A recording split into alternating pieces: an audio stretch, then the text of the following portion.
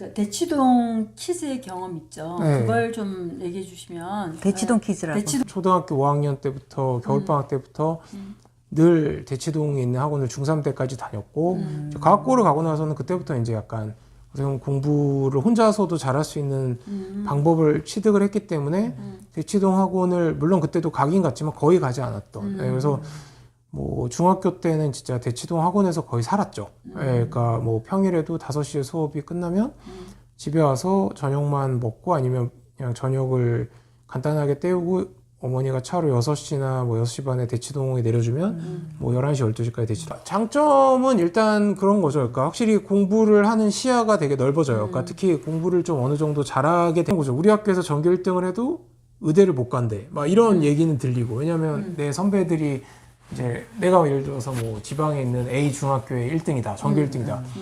근데 그러면 이제 보통 내가 어느 대학을 가거나 어느 고등학교를 갈까 이러면 내 바로 윗학년이나 윗 학년의 전교 1등 선배가 어디를 갔는지를 보면 대충 아는데 의대를 간 적이 없어. 뭐 서울대를 간 적이 없어.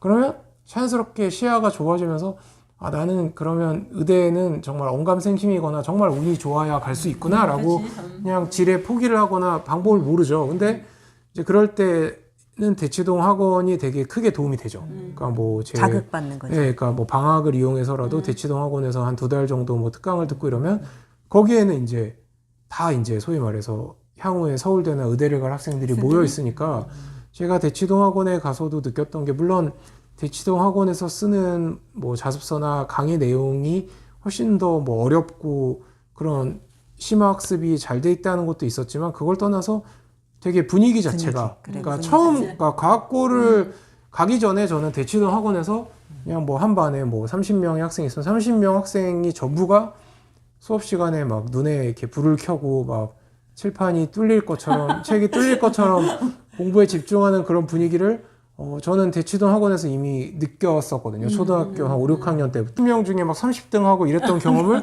이미 대치동 학원에서 5, 6년 동안 했었단 말이죠. 그러니까 딱히 멘탈이 나가지가 않는 거예요. 사실은 또 많은 학부모님들이 잘못 생각하시는 게 예방접종을 좀 나이가 들어서 예방접종을 하는 게 낫지 않을까라고 하지만 오히려 회복 탄력성은 제가 봤을 때는 어릴수록 더 회복 탄력성이 있는 것 같아요. 언제쯤 갈까요? 그러니까 저는 뭐 오히려 중학생 때 대치동에 가는 것보단 초등학생 때 초등학교 고학년 때 가는 것보단 저학년 때 가는 게 더 낫다. 초등학교 4, 5학년 때 저는 갔지만 다 성공하고 성적이 오르는 건 아니에요. 근데 그런 거죠. 더 빨리 분별할 수 있어요. 그러니까 내가 좀 공부를 잘하는 것 같고 머리가 좋은 것 같으면 성장하기 위해서 가장 처음으로 필요한 게 뭐냐면 그게 뭐 좋은 스승이나 뭐 훌륭한 부모의 지원이나 뭐 대치동 학원 이런 게 아니라 스스로가 부족하다는 걸 인정하는 게 일단 시작이거든요. 맞아요. 대부분은 부모님이 애를 어떻게 기르는지 부모가 애를 그 성향을 어떻게 바로잡아주고 아까 제가 했듯이 공부에 대한 그런 마인드나 어렸을 때 아무것도 몰라도 공부를 하고 싶은 욕구를 이렇게 일으켜주는 그런 생활 습관이나 멘트를 하냐에 따라서 충분히 저는 서울대나 의대를 보낼 수 있다고 생각을 해요. 우리 부모가 나를 어떻게 이렇게 이끌어주고 부모님이 나를 어떻게 성향이나 어렸을 때 공부 습관을 잡아주냐까지 포함한다면 유전자가 모든 걸 결정하는 건 맞는 것 같아요. 내가 공부를 못했던 건 공부를 못한 유전자를 내가 갖고 있었기 때문에라고 하지만 사실 공부 잘하는 유전자를 부모님한테 받으셨는데 본인이 공부를 안 해서 못했을 수도 있어요. 아, 그렇구나. 네. 그래서 근데 그리고 이제 그 공부 잘하는 유전자가 자식한테 갔는데 자식은 이제 공부를 한 거야. 아, 그렇구나. 그러니까, 아, 내가 칭찬을 못 받았어. 그러니까 또 칭찬을 못 받았어 이러잖아요. 그리고 또 부모님 탓하고 있는 거예요. 그러니까 학원을 못 다녔어요. 그러니까 이게 참 그게 그러니까, 진짜 티시네. 그러니까 이게 보면 가장 근원적인 특히 여자 학생들은 그게 외모에 막 꾸미잖아요. 사춘기고 그러면 그럴 때 자식한테 그 얘기를 해주는 거죠. 너 공부 잘하면 남자들이 너 더 많이 좋아해 줄 거야. 너 외모 한번 꾸밀 시간에 차라리 책을 한번 읽으면 훨씬 더 네가 나중에 네가 TV에 나오는 아이돌 같이 잘생기고 키 큰 남자친구들 너 사귈 수 있어. 그게 거짓말이더라도. 네. 저희 어머니 저한테 그렇게 얘기했거든요. 준성아 너 공부 잘하면 이쁜 여자친구 대학 가면 서울대 가면 바로 생긴다. 대학교 1학년 때 알았죠. 새빨간 거짓말하는 거 알았지만 강력한 동기부여가 됐었어요. 그 어린 마음에는 엄마 말은 다 사실 같으니까. 왜냐면 엄마가 자기가 저희 어머니는 사실이었을 수 있어요. 그치. 자기는 우리 아빠가 의사라서 좋아했대. 우리 아빠가 잘생겨서 좋아한 게 아니래. 내가 봐도 우리 아빠가 잘생기진 않았거든, 어렸을 때. 피신한 거지. 그러니까 우리 아빠가 의사라서 좋아했대. 그러니까 나는 내가 의대 가거나 서울대 가면 여자들이 내가 얼굴이 못생겨도 날 좋아해 줄 줄 알았죠. 그래서 저희 어머니는 어떠셨냐면 저한테 맨날 얘기했었어요. 준서가 너는 이런 게 부족해. 그러니까 예를 들어서 너는 얼굴이 못생겼어. 그러니까 공부라도 열심히 해야 돼. 공부는 그래도 지금 잘하고 있잖니? 그러니까 이거를 계속 잘해야 네가 모자란 얼굴을 커버할 수 있다. 잘생기셨어요. 그러니까 저 대학교 가서 깨달았어요. 내가 얼굴이 못생긴 게 아니구나. 그러니까 여자를 안 만나봤으니까 고등학교 때까지는 그러니까 그 여자가 보통 얼굴을 평가해 주잖아요. 이성이. 그래서 저는 제가 유일하게 그런 평가를 받았던 이성이 엄마니까 엄마가 저를 자꾸 못생겼다니까 저는 못생긴 줄 알았어요. 제가. 어머니 수법이시다. 그러니까 이게 근데 전략이에요, 전략. 그러니까 생각해보세요. 어렸을 때 이 세상에 전부에 있는 엄마가 나보고 못생겼다 그래. 그럼 상처예요. 되게 상처예요. 자존감이 바닥이고 되게 상처겠죠. 하지만 트라우마도 있어요. 근데 그게 저로 하여금 공부를 절실하게 하는 가장 강력한 어떤 동기부여 중에 하나였단 말이에요. 왜냐면 나는 얼굴이 못생겼는데 공부도 못해. 그럼 진짜 최악이잖아요.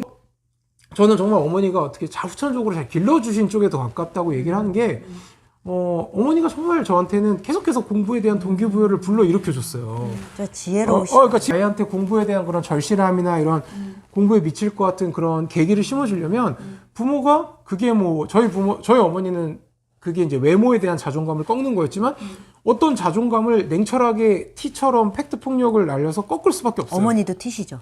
그러니까 저희 어머니 비슷해 선택적 T예요. 그러니까 어떠냐면 그러니까 어렸을 때도 되게 이해가 안 갔던 게 막 저한테는 그런 정말 상처받을 만한 말 같은 거를 막 하고서 그러고서 막 드라마 보면서 울고 막 그리고 막 올림픽 결승전 이런 거 뭐 쇼트트랙 결승전 이런 거 안 봐요. 가슴 떨려서 못 보겠대요. 그러면서 내 등수는 그렇게 칼같이 확인을 하면서 진짜 선택적 T시다. 그러니까 그런 거죠. 그러니까 나중에 나이 들면서 알게 됐어요. 우리 엄마는 사실 되게 여린 사람이에요. 근데 그 여린 사람이 그 여린 성향을 그냥 자기 편하자고 자기 자식 교육에도 적용했다가는 자식이 이렇게 공부를 잘할 수 없었다는 거를 잘하지 못할 거라는 거 알고 있었던 거죠. 그러니까 저희 엄마도 막 이 세상에서 제일 사랑하는 저를 두고 막 너 몇 등 했어? 1등은 누구야? 2등은 누구고? 막 이런 거를 얘기하는 게 너무 싫었을 성향이지만 자식이 잘 되길 위해서 본인의 그런 성향을 제 앞에서는 철저하게 숨기고 T처럼 행동을 했던 거죠. 그걸 네. 언제 하셨어요? 그러니까 나이 들어서 알았어요. 20대가 돼서. 그러니까 그래서 저는 10대 때는 엄마를 사실 좀 싫어했었는데 오히려 20대 때는 어머니를 되게 존경하게 됐어요. 원래부터 타고난 성향이 누구 위에 서고 막 등수 같은 거 매기면 1등하고 막 누구한테 이렇게 돋보이는 거 좋아하는 성향이면 저희 엄마가 저한테 그런 방법을 안 쓰실 수도 있죠. 근데 저희 어머니 알고 애한테 계셨던 넘치니까, 거예요. 그게. 그러니까 준석이를 내가 뭐 1살, 2살, 3살, 4살, 5살 길러보니까 그냥 막 누구보다 1등으로 뭘 하거나 이런 거보다 얘가 예를 들어서 뭐 이 맛있는 음식을 더 원하면 간절히 바라면 양보하는 게 마음이 편한 애니까 공부도 가만히 있으면 얘는 막 1등하고 이럴 성격이 아니니까 내가 그걸 길러줘야겠다라고 생각을 하셨던 것 같아요. 그러니까 저는 철저하게 어머니의 그런 계획에 의해서 어느 순간 저도 모르게 1등을 하고 싶어하는 제가 되어 있었던 거죠. 네, 그러니까 이런 거를 저는 이게 부모님의 가장 중요한 역할이라고 얘기하는 거예요. 좋아하지 않았어요. 네. 진짜 어머니가 네. 결핍을 인지시켜 주신 거야. 그렇죠. 그 결핍을 만들어 주시는 게 굉장히 지혜. 그렇죠. 그런 거를 하려면 본의 아니게 악역의 나쁜 엄마가 돼야 되고 자기의 성향상 하기 싫은 그런 T 같은 잔인한 표현을 자식한테 해야 돼. 그런 거를 자기 자식한테 해주면서까지 난 자식이 공부 잘하길 원하지 않아요라고 하잖아요. 물론 그럴 수 있어요. 그렇게 해서 자식을 그렇게 좋은 얘기 들어서 길렀어요. 그러면 부모한테 안 좋은 얘기 한두 번 안 들으면 나중에 크고 나서 타인한테 피 한 번 와서 타인한테 계속 그런 들어, 안 좋은 평생. 얘기를 10번 넘게 듣게 돼. 네. 평생 들어. 사실 이 책에도 책, 막 공부법이나 이런 거를 얘기했지만 항상 마지막에는 얘기를 해요. 결국은 공부라는 건 본인 자신이고 그 공부를 하는 본인 자신을 길러주는데 가장 큰 영향을 미치는 건 부모님 그중에서도 어머니다. 그런 악역을 맡으면서도 저한테 공부에 대한 동기부여를 이렇게 잘 해주셨나를 어머니도 인정하시나요? 그 지금 작가님이 얘기하시는 거 그러니까 어머니도. 저희 어머니는 이제 딱 그때는 이제 악역을 맡았지만 이제 저랑 제 동생이 다 서울대를 가고 나서는 이제 다시 원래 보통의 어머니로 돌아오셨죠. 그래서 다 부인하죠. 그러니까 나는 그렇게 악역을 맡지 않았고 나는 다 좋은 얘기만 했는데 준서이가 잘나서 얘는 원래 공부에 대한 의지가 진짜 현인이시다. 그러니까 사실 여기에는 공부법이 나와 있잖아요. 그렇죠.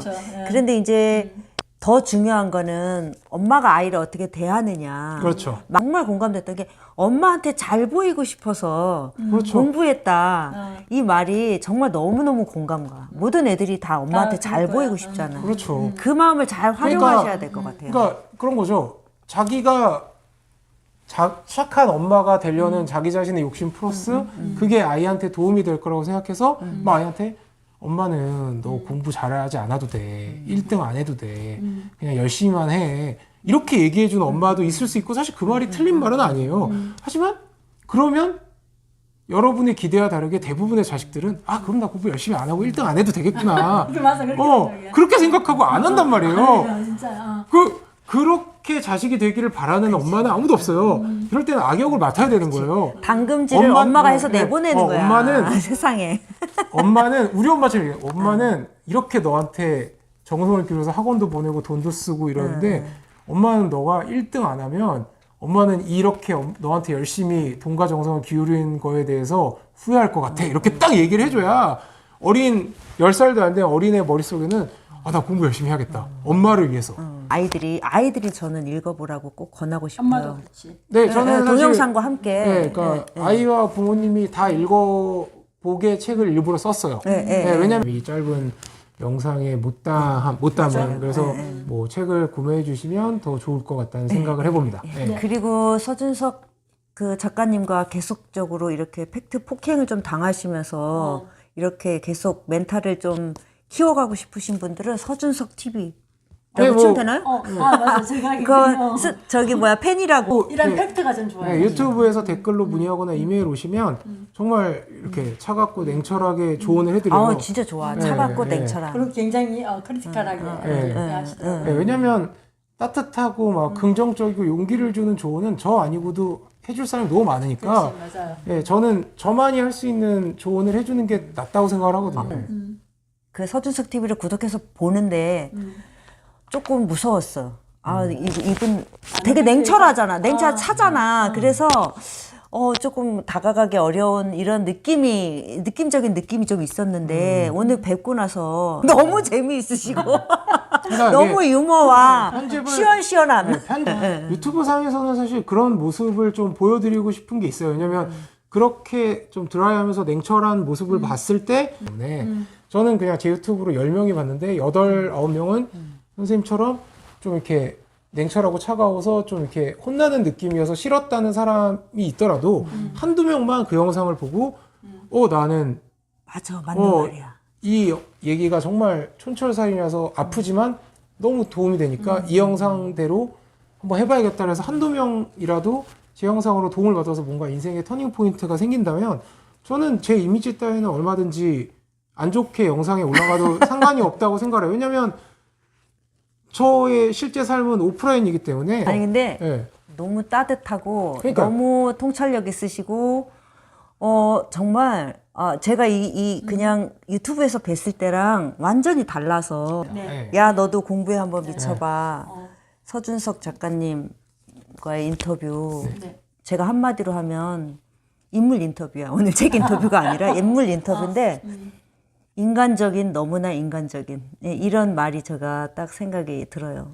저희 정선임 쌤도 팬심으로 한마디. 팬심으로 아니 저는 진짜 그 유튜브에서 제가 딱 좋아했던 그 팩트적인 말들 그런 말들을 또 오늘 역시 들으면서 굉장히 동감이 되고 도움이 많이 되는 거. 그리고 바로 앞에서 들으죠. 완전히. 그래서 지금 옆에서 계속 봤어요. 근데 피부가 굉장히 좋으시네. 그리고 지금 보니까 이것도, 눈썹도 굉장히 이쁘시네. 그러니까. 이것도 잘생기셨어. 이렇게 스타분이 출연한다 해서 사실 좀 긴장했거든요. 그렇죠. 근데 뭐 너무 편하고 너무 인간적이어가지고 제가 너무 많이 배우고 갑니다. 저도 막 진료랑 이렇게 피곤한 요즘인데 그쵸. 그래도 뭐 이렇게 즐겁게 얘기해서 시간 간 줄 몰라서 네. 저도 너무 재미있었습니다. 아유 감사합니다. 네, 네. 감사합니다. 그럼 우리 오늘 인터뷰 여기서 마칠까요? 네, 네. 감사합니다.